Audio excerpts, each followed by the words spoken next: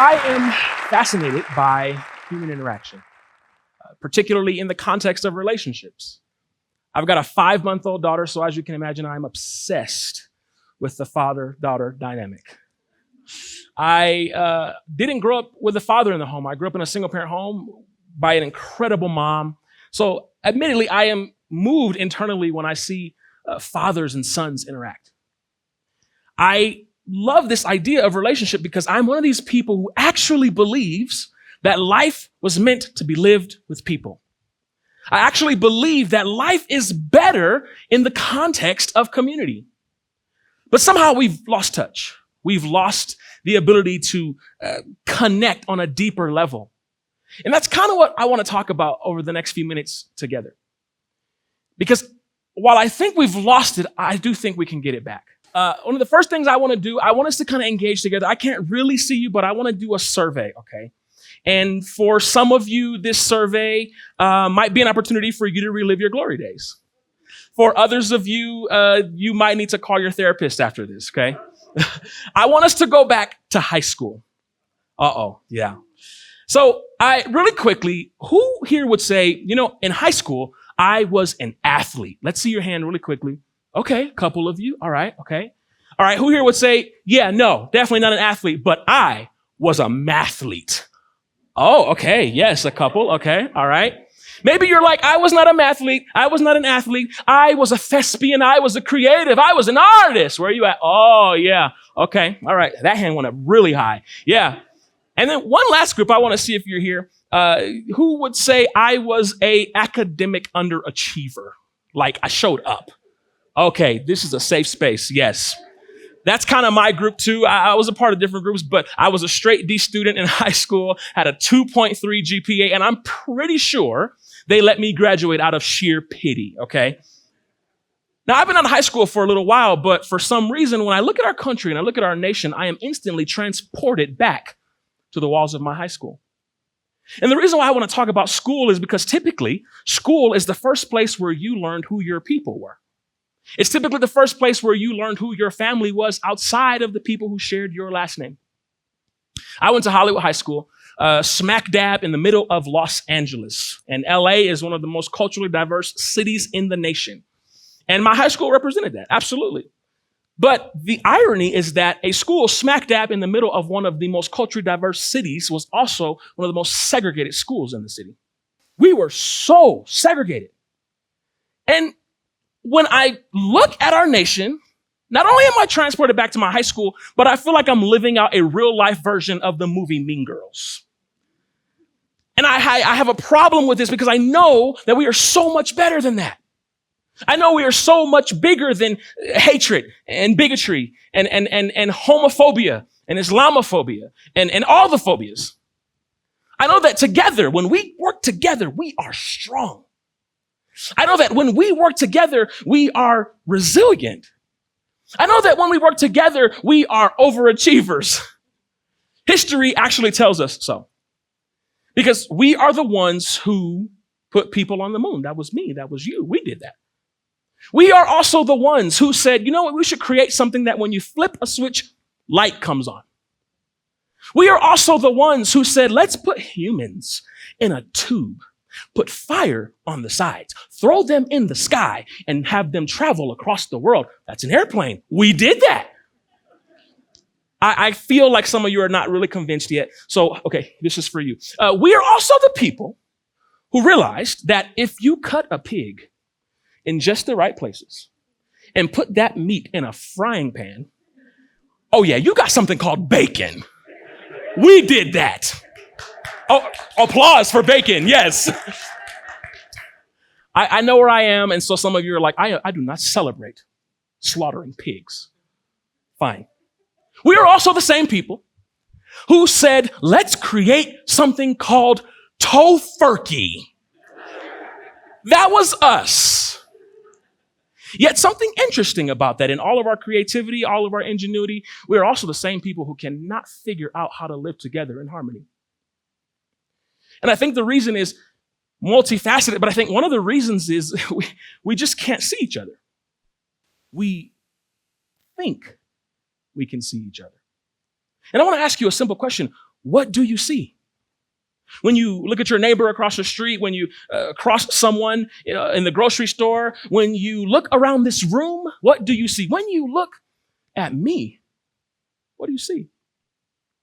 And unfortunately, I have lived a life where I have been the victim, if you will, of people not seeing me for me.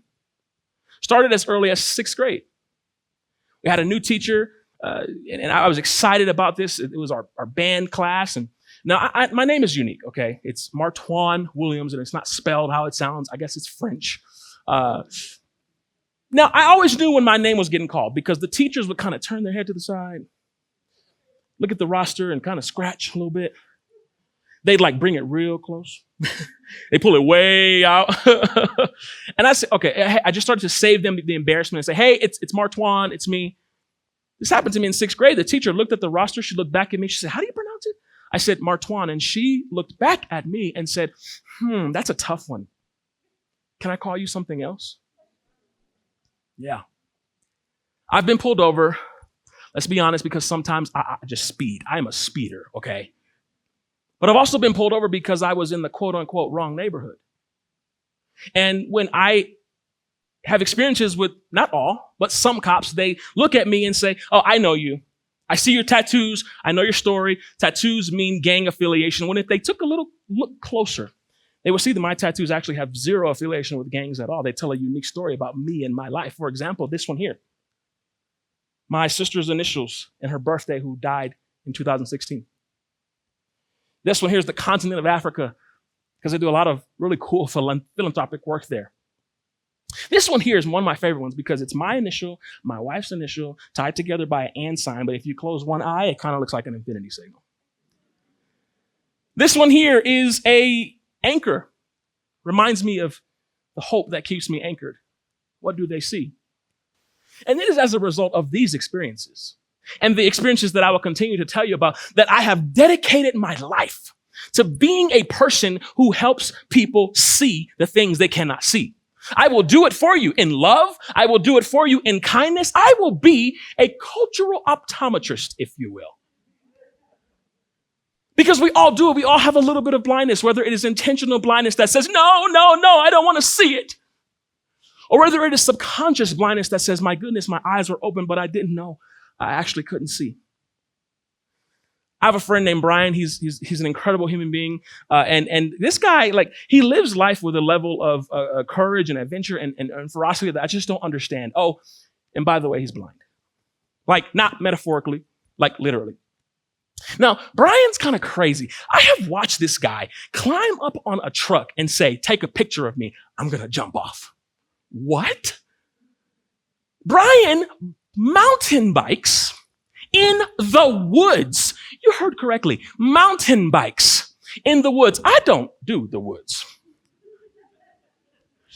And finally, I asked Brian, I said, Brian, why does it feel like you can see better than me and I can actually see? He says, oh, that's easy. Your sight has actually become your handicap.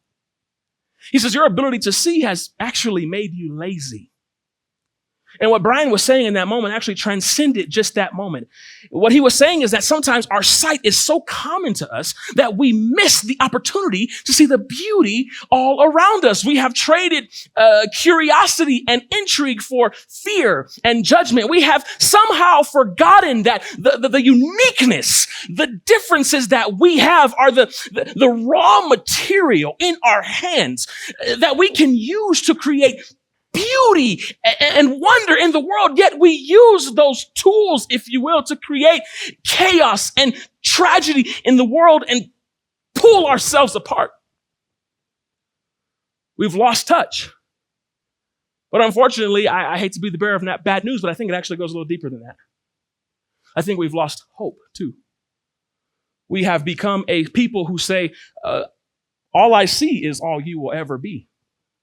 And the moment I choose to live life in that space, I am choosing to live a life void of that majestic yet sometimes fleeting, beautiful word known as hope. And I don't know if you know this, but hope is our greatest weapon. Hope is our strategy for making the future better. Hope says tomorrow has to be better than today. Hope is our weapon. Now, I'm an optimist, kind of grossly so. Yeah, sometimes friends say like, hey, Martoinne, you're doing that thing where you're overly positive and not recognizing the bad in this situation. Can you stop? And I have to remind them, hey, actually, my optimism is not built on just like a false sense of reality. It's not just built on positivity. My optimism is built on hope.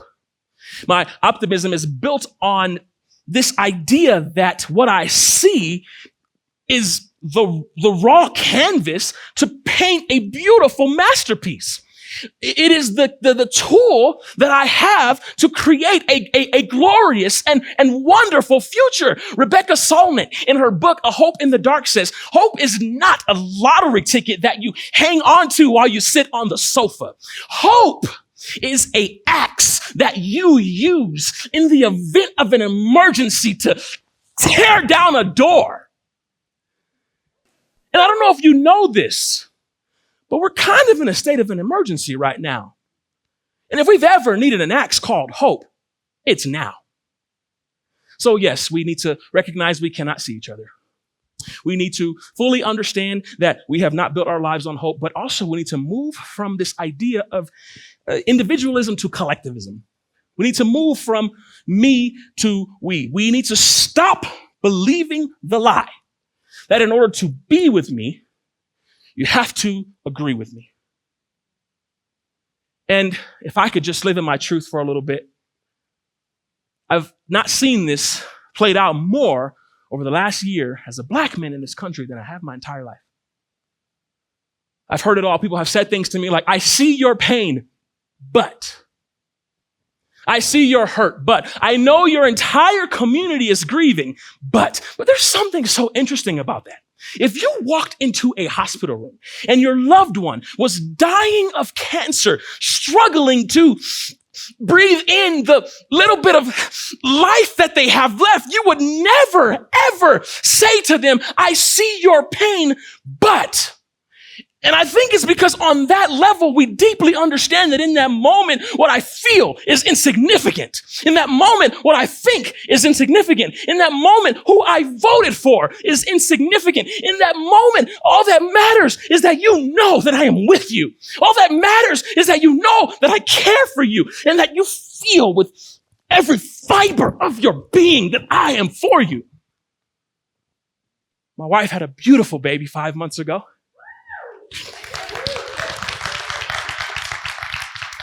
But something interesting happened about an hour later. My wife began to lose massive amounts of blood. The doctors later told us that your wife lost over half of her body's blood supply. But something interesting happened. When they told me that she needed a transfusion, I didn't say, hey, can you make sure you get the black blood? Hey, can you make sure you pull from the Democratic patch? I didn't care who the blood came from. All that mattered was that you saved my wife's life. And I think that is symbolic to where we need to be as a people. The people that say, I don't care who you voted for. I don't care who you love. Your pain is my pain. Your hurt is my hurt. You have a need. I can meet it. How can I serve you? You are a vegetarian. I'm a carnivore. You go get your tofurkey while I eat my prime rib. We need to be the kind of people who stop letting fear inform us and start letting hope direct us. I traveled the country for 2 years on behalf of that incredible organization. And I was essentially teaching students, hey, you're a part of a community, part of a tribe. I was teaching them, hey, bullying and suicide. But the biggest thing is like, hey, you're a part of a family. They didn't understand it because they would say things to me like, hey, I knew that kid was going to take his life, but I figured it wasn't my problem. I knew that kid was being bullied, but I figured, somebody else should say something, because they didn't understand that if it was happening to one student, it was happening to all of us. And admittedly, I didn't fully understand this until I got to travel to Malawi, Africa. And we would go to the villages, and every time we pulled into the village, Every time we rolled in on our bus, these kids, hundreds of them, would run alongside of the bus like a choir, singing and screaming at the top of their lungs. Ah, Zungu. Ah, Zungu. Ah, Zungu. One day I asked my friend Walker, who lives in Malawi as a translator, I said, bro, what in the world does Ah, Zungu mean? He says, well, in its simplest form, it means white people. I said, Walker, I ain't white. He says, no, I know it means American, but it actually means white people. And he said, because they don't actually see you as individuals, they see you as one. Wow. I saw it further played out when we went into the classrooms and we'd work with these kids all day, teaching them how to, take the dreams in their heart and make them come to life. We would do art and dance and all these really incredible things. And we said, we got to feed these kids. So we make sandwiches and we feed them, sometimes more than 200 plus kids in one room. And we'd hand out the sandwiches one by one, hand them out. But I started to notice something. I called Walker again. Walker saved my life. I said, Walker, why are they not eating? He says, well, they're waiting to make sure that everyone has some. I said, what? He said, yeah, because in the event that maybe you miscalculated, in the event that maybe you messed up your count, what you would see is every single child in this room break off a piece of theirs and give to the kid who doesn't have anything. Because they see themselves as a collective. And I don't know about you, but I don't want to have to go to another continent to find out what it means to be a part of a community. Because in that moment, those students understood that by themselves, they were a movement. Oh, but together, they were a force. And yes. In order for us to find our soul again, in order for us to find our heart again, we need to recognize that we cannot see. Realize that we have built our lives on the opposite of hope. And we need to recognize that it is not about me, but it is about we. And long after you and I are gone, and they are talking about our accomplishments like we did today, I want them to say that those people were the ones who said they built their lives on family. They built their lives on community. They built their lives on serving each other. I don't want the history books to read that the greatest tribe to ever walk this planet was a tribe called me. I don't want the history books to read that the greatest tribe to ever walk this planet was a tribe called you. I want the history books to read that the greatest tribe to ever walk this planet was a tribe called us. Because the question is not, what can you do for me, but what can we do for us? Thank you.